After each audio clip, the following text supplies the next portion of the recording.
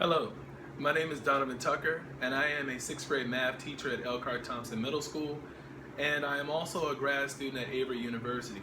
And today I will be discussing types of curriculum that are found in classrooms around the country every day. All right, so we're going to focus on how to make sure that these three particular curriculums are taking place in our classroom. We're going to define them and look at how to make sure they take place. So the first one is planned, and that's what's in writing. Then we have implemented and hidden. And so we're going to start with planned curriculum to make sure we understand it and how to make sure it takes place in our classrooms. So planned curriculum starts at a level that's at at federal or state governmental level. And here's where we get these prescribed SOLs that we have to implement in our classroom. So it moves down, it gets to our district, and some things are done to it to help us out. And then eventually it gets to the school where the teachers take it, look at it, break it down, unpack it, and decide how to deliver it to our students. In this process, we're looking at the curriculum framework, we're looking at the essential knowledge, we're looking at vocabulary, we're looking at the level of blooms that exist within that essential knowledge, and we're trying to make sure that we're addressing that in our instruction in the classroom. That's where the lesson plan comes in. So, in my opinion, one of the things that we can do to help ourselves be very successful in planned curriculum is to collaborate. The times of you being in your corner in your classroom doing your thing, those are past days. We can't do that anymore. We have to collaborate. We have to meet with our colleagues, hear those best practices that are out there, because everybody has something to share. And that's one way to make sure that we don't miss anything that's in our planned curriculum from our state level and at our district level. Also, when we plan, we start with an assessment, and we work from that assessment to make sure that everything that we're doing is leading to success. And so when we do that common assessment, we're looking at that essential knowledge and making sure that it's taking place in our daily activities. Moving to the activities, we think about how we're going to reach all of our learners. So that's all in the planning process. We have all types of learners in our classrooms. We have students with IEPs. We have students who are just getting to the country. They're learning the language and they're learning our process. Then we have students who are here in our classrooms. They've been here their entire schooling, but they are still experiencing different things as far as mastering the concepts. So they need to be supported. And do we support them by spiraling down? Do we support them by spiraling up? Those things we have to consider in our planning process. So the planned curriculum is very important in making sure that our students meet mastery for SOLs. Another way that we can ensure that we're moving in the right direction with planned curriculum is making sure that we attend those professional development sessions that are always taking place in our districts and around the country.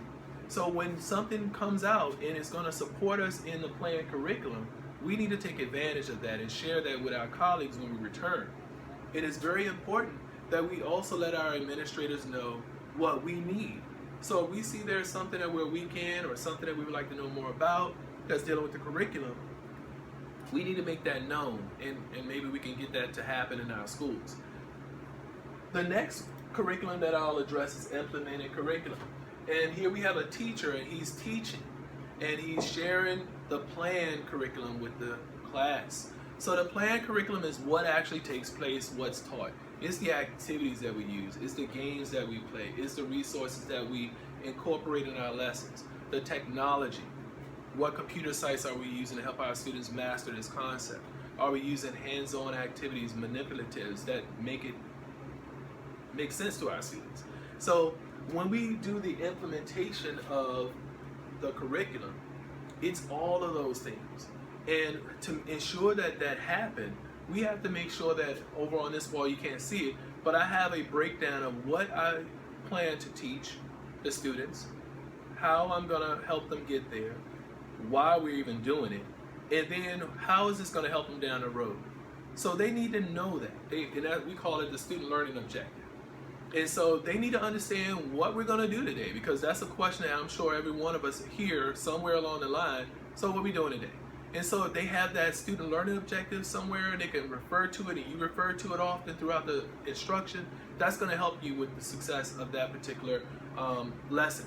Also, you want to make sure that you have words, you have anchor charts, you have your little cards that's going to help your students understand the concept around the room, because you want to give them as many ways to grasp this concept and keep changing it. Also, data. Sharing the data with the students, that's crucial. It's very key in making sure that our students understand the implied curriculum. When we're assessing them, we're looking at formative, summative, we're doing snapshots, exit tickets, questioning them throughout the lesson, just trying to get a gauge on whether they're getting what we're trying to deliver. So it's really important to share that. And on this wall over here, you can't really see it, but I have a chart that shows their progression over the course of several SOLs. And you can see how they stack against their peers in other classes, as well as each other. So it's important to share that data and continually refer to it, because we're linking their performance to what we're trying to deliver to them in the classroom with those activities and technology resources that we're using.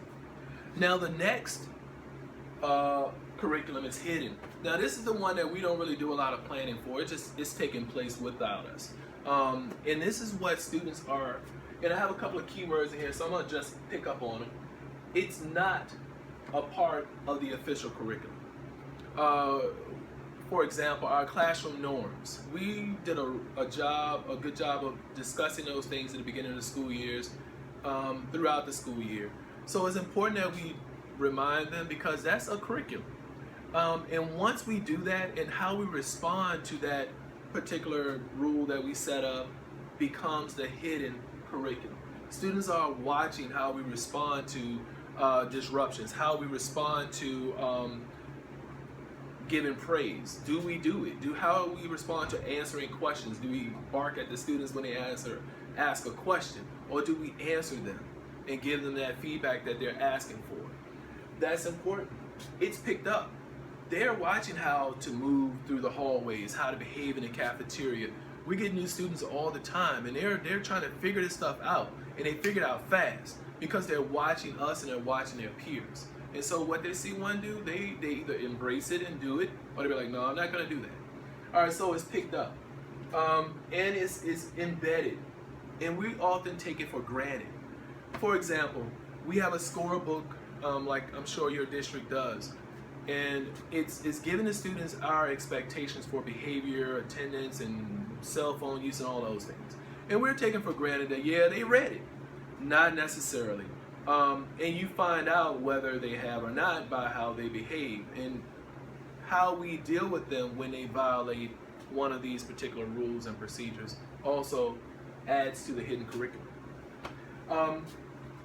And we can just see that hidden curriculum is really important when it comes to diversity. How your school, how you embrace diversity in your classroom, is how our students, they model behind us. And we are teaching them behaviors that we're not even aware that we're actually teaching them. And in some cases, we are. So we have to be very mindful of how we deal with hidden curriculum and how we let it assist us or take away from our process that we're trying to do in the classroom. Because hidden curriculum can be devastating. It can sabotage our planned curriculum and our implemented curriculum if we're not paying attention to how this is going on in our classroom and in our school buildings. So that is a breakdown of planned, implemented, and hidden curriculum. And I provided ways in which you can make sure that they're taking place and that you're being mindful of the implications of hidden curriculum. All right, thank you very much. I hope this was helpful.